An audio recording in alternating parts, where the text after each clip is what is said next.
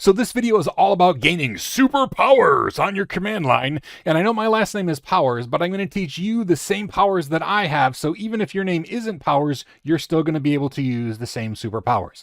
And at the end, I have a really cool trick that I've been using for years on the command line. So stay around for that. The first thing we need to learn, though, is there are three types of users on a Linux system. Now, there's regular users, and regular users are just people, right? They're like you and me, and their home directory is stored usually in the home folder. So like home slash, for me, it's spowers as the username. And we'll learn more about user ID and group ID later, but usually the user ID and group IDs for regular users start with either 500 or 1,000, depending on the distribution that you're using. And then the other type, or the second type rather, that we're going to talk about are system users. Sometimes you've heard those referred to as like service accounts if you come from a Windows background. And basically this is a user that a program or an application on your system runs as. For example, the Apache web server is going to run as a specific user, and it's going to be a system user. It's not going to be a regular account like a person's account. It will run as its own user on the system, and that's called a system user. Now, sometimes these home directories for these accounts are in like places that make sense. Sometimes they don't have a home directory. Home directory really means a lot less for a system user because, again, their whole purpose is to execute a program like the Apache web server. And then lastly, we have the root user. Now, the root user is the same pretty much on every distribution, at least every one that I've ever used. It has a user ID and group ID of 0. It is the very first user, the root, the lowest level. It's the super user on a computer. And the home directory, again, in every distribution that I've ever used, it's just in the /root, like the word root directory, and that's where the root user's home directory is. Now, it's very bad practice to use the root user as a regular user. Now, you can often log in as a root user on a system, but to use that as a regular user is just bad practice because you can accidentally do things and mess up your system. Or if you run services as the root user, it has access to the entire computer, and that can compromise security because root is the super user. So for running programs, you want to use system users. For doing things as a human being, you want to use a regular user or a people account. But root is very important because we have to escalate privilege to root privilege to do things on the server that nobody else can do, because it is important to have those types of privileges. Like in a Windows world, it would be the administrator account. Well, in Linux, it is the root user's account.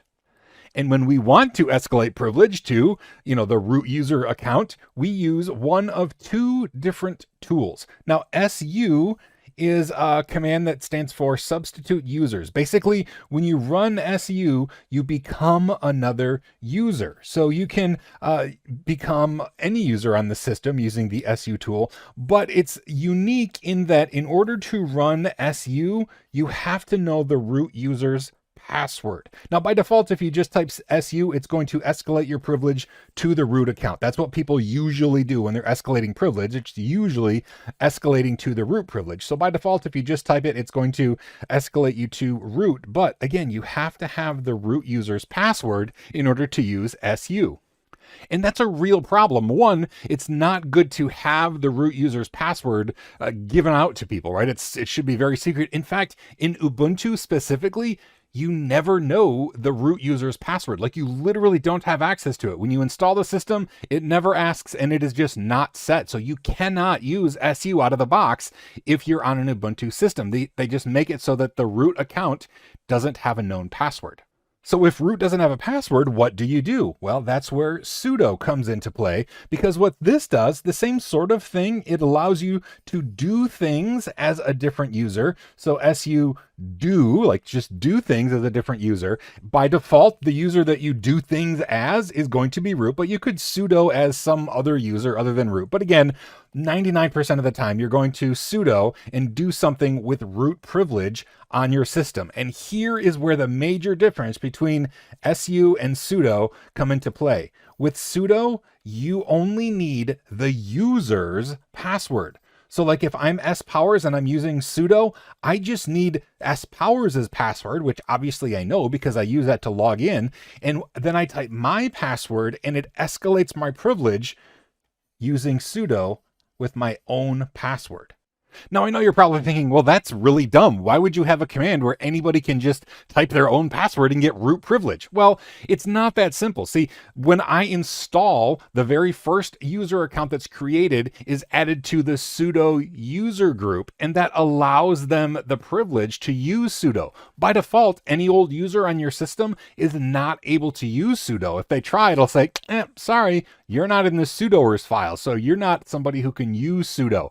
But the first user, like the user that installed the system or the user you create when you install the system, is always put in the sudo group, especially in Ubuntu. Otherwise, there'd be no way to escalate privilege, right? So that first user is in the group that allows them to use sudo. And I'll show you how it works. Let's check it out. So I'm here on an Ubuntu system and I'm logged in as a regular user, spowers.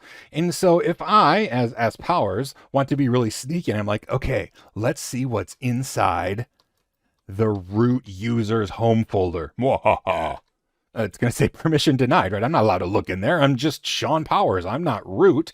Well, the one way that I could actually gain privilege to do that is to type SU, and then that would ask me for a password, and I'll type in my password.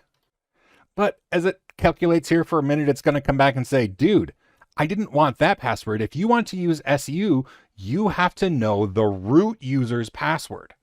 And again, this is an Ubuntu specific thing. When you install a Red Hat variant, it asks you to set a root user's password. So in the case of like Red Hat or CentOS or Rocky Linux, you will probably know the root user's password, and then you could use the SU tool to become that root user and have those privileges of the root user. But in Ubuntu, it just doesn't work.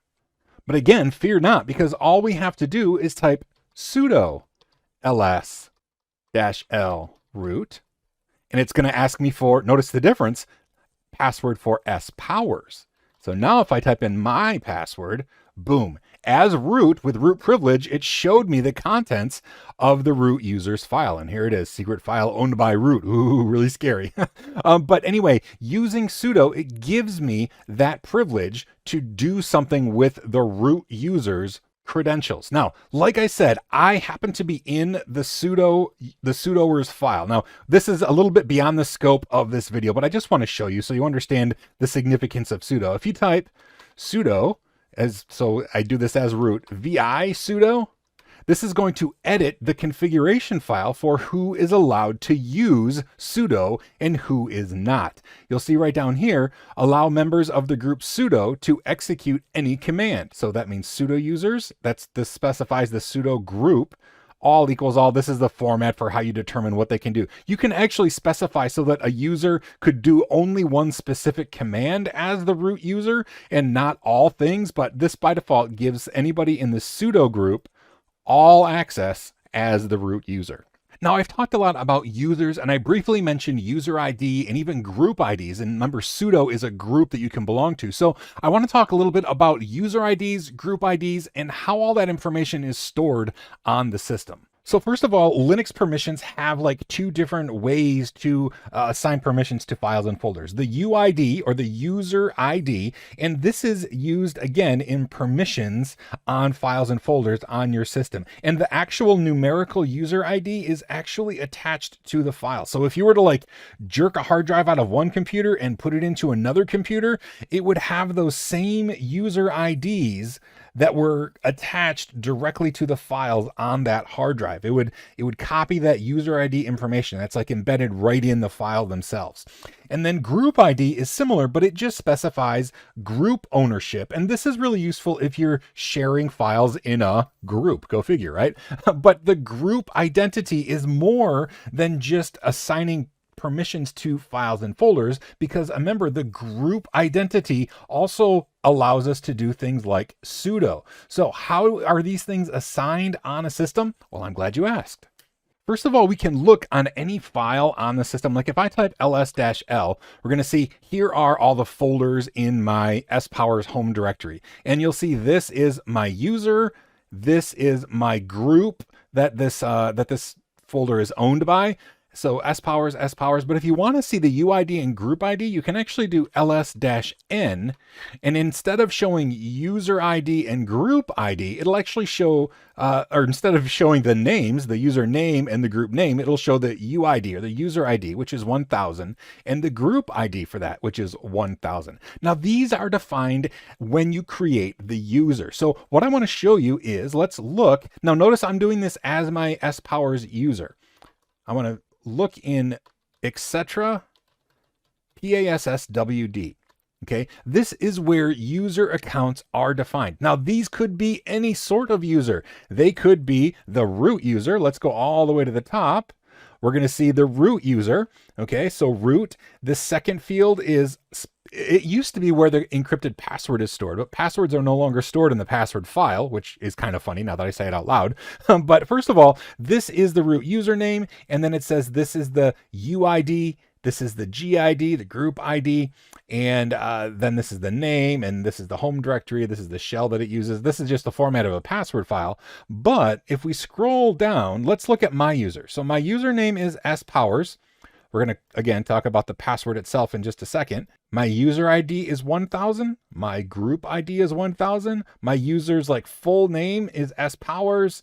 Over here is my home directory, and bin bash is my shell. Okay, now this is how all users are defined. So things like the pulse daemon, which is a sound daemon, it has a UID of 124, a group ID of 130, and this happens to be its home directory, and it doesn't have a shell at all. Its shell is no login. So this user cannot log in interactively on a computer, and this would be a system user, right? This is a daemon, a program on the computer, and it's defined in here alongside regular users, but it's not a regular user. It is a system user. Now, the password thing, right? So here's the deal. Passwords used to be stored in the password file right alongside the username, that second field where there's now just a single X. However, people could use that and then brute force attack to try to figure out people's passwords, right? Because you have to have access to the password file in order to map user IDs to files and stuff like that. The UID to the username, you have to have access to that password file in order to do that. But you don't have to have access to the password, because the password is only used when a person authenticates, which is done by the root of the system, right? The root user or the system kernel itself is going to do the actual authentication. So a regular user like spowers doesn't need to see the encrypted password, because that would give me the opportunity to try to decrypt that password. So what happened is they created a file called etc shadow, and it's called the shadow file or the shadow password file. And that is not readable by a regular user. However, that is where the password is stored in encrypted format, but it's stored in a password file, the shadow file, that only the root user can see, not a regular user. But I'll show you using sudo. So let's get out of here. And now, again, if we try to look at the shadow file, it's going to say permission denied. I can't see it because I'm a regular user. So I'll stop that. But if I say sudo vi etc shadow, now we can see things in here, including, where's my user? spowers. So here's spowers. Here is my password, this really long thing. It is encrypted, obviously. I don't type this in every time I log in, but that is my password. And again, it's stored in a file that regular users cannot see, so that there's no brute force attacking of this password, right? That's the whole reason that the shadow file exists at all. Now, a couple more things I want to show you. Let's look at the etc group file. This is where groups are defined, including who is a member of what group. So down here, see, we have the sudo group, and look at all the users that are in the group. It's just me, right? Just spowers is the only user that is in the sudo group. But if there were other users on the system that we wanted to add to the sudo group, we could add them here. We could say spowers and then, Bob or whatever else happens to be here. We could add them to the group. We would actually use other tools that we'll cover in a later video to add them, but this is where that information would be stored. And this is not a very common thing, but sometimes the group itself has passwords assigned to it. And if that were the case, we would have to look inside etc g shadow And this is where passwords for a group would be stored with the same sort of thing. It's like the shadow for the password file. This is G shadow for the group file. But again, this is not very often used because groups are not normally password protected. So now that you've kind of drank from the fire hose with regards to user IDs, group IDs, passwords, etc., let's clear the screen. I want to show you a couple more tools. So we looked at ls-n. That'll show you the group ID and the user ID instead of the username and the group name. We can also use the ID command. So let's do ID of root. And this is going to show us the information. Actually, this is the information that we could have gotten out of that password file, right? But the user ID here shows the user ID of 0, group ID is 0, and the groups that root belongs to are just root. Okay, let's do an ID of S-powers. Now there's a lot more information here. So my user ID is 1000, my group ID is 1000. The groups I belong to though I belong to the S-powers group, which is 1000. I belong to the ADM group, the CD-ROM group, the sudo group, the DIP group, all of these other groups I belong to as well. Here's the deal. My group ID, this is like my main group, and that is 1000 S-powers.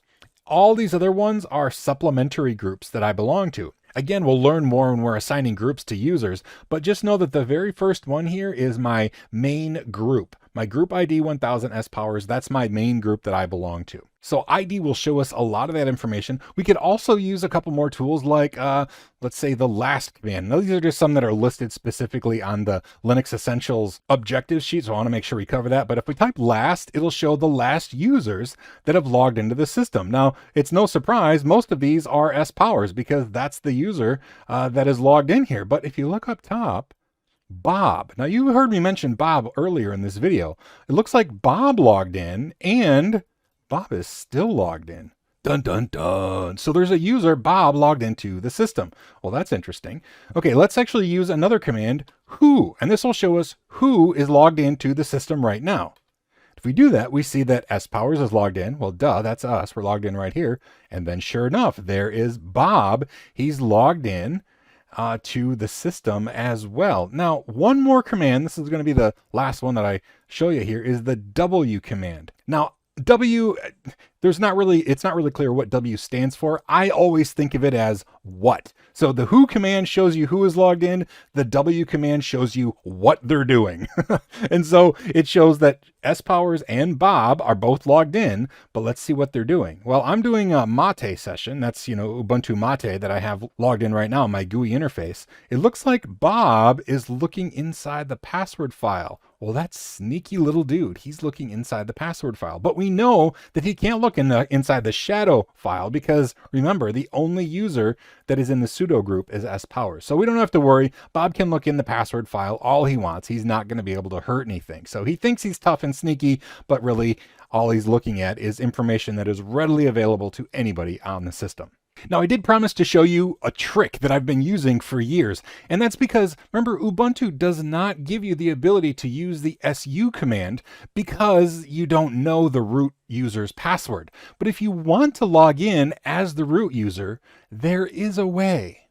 And you may have already figured it out by now, but you can just type sudo su, and sudo su, actually I usually do sudo su dash, which will give it a full login shell, which just means that the path is set properly for the root user. But if you do sudo su dash, all of a sudden, boom. Now, it didn't ask me for my password because it caches the user's password if you use sudo a bunch of times. So it's cached. It would normally ask me for a password, but it would be my password, the S-powers password, because I'm using sudo. But I'm being tricky because I'm using sudo to run su.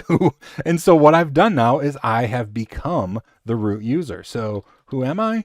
I am root. What is my current working directory? The root folder. So I have become root even though I don't know the root user's password. Now I could get even sneakier here. Since I'm root right now, I could actually set the root user's password and then be able to log in as the root user without using sudo. But I'm not going to do that. I actually like the protection of not being able to use su on the command line. I don't like people to know the root user's password. So in the case of most of my servers, the root password just doesn't exist. If you want to do stuff as root, you have to use sudo. But this little trick will allow you to log in as the root user if you want to do a bunch of commands with this root level of privilege. It's probably poor security practice to do that, but instead of typing sudo a whole bunch of times on the command line, if I need to do a bunch of stuff as the root user, I'll just do sudo su dash, hit enter, do the stuff as root, exit so that I'm no longer root, and things are fine, right? So it's a trick. It's, again, a little insecure, but as long as you know what you're doing and you're confident with that power, then go ahead and feel free to use my trick as well. Anyway, learn everything, do what you love, and most importantly, be kind. I really enjoyed this video. I hope that you've been enjoying this whole series. Leave questions in the comment section or ideas that you have for videos as soon as we're done with this series. And we only have like 3 or 4 videos and we're going to be done with the Linux Essentials series. So I'm excited to move on past that. Put ideas in the in the comments, and I'll see you next time.